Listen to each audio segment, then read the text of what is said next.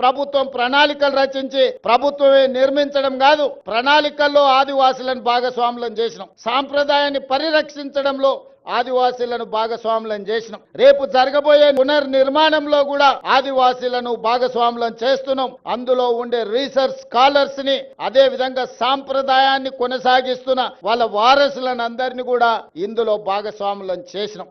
రాతి కట్టడాలతోనే గొప్ప నగిశీలతోనే రామప్ప మందిరం కట్టిండు రుద్రదేవుడు. కాబట్టి ఇయాలటికి అది చరిత్రలో నిటారుగా నిలబడ్డది. అందుకే అధికారులు సిమెంట్ తో ప్రతిపాదనలు తెచ్చిన సిమెంట్ కట్టడాలు వద్దు, రాతి కట్టడాలతోనే కట్టాలి. రాబోయే 100 సంవత్సరాలకు సమ్మక్క సారలమ్మ మందిరం, గద్దెలు, ప్రాంగణం ఆదర్శంగా ఉండాలి.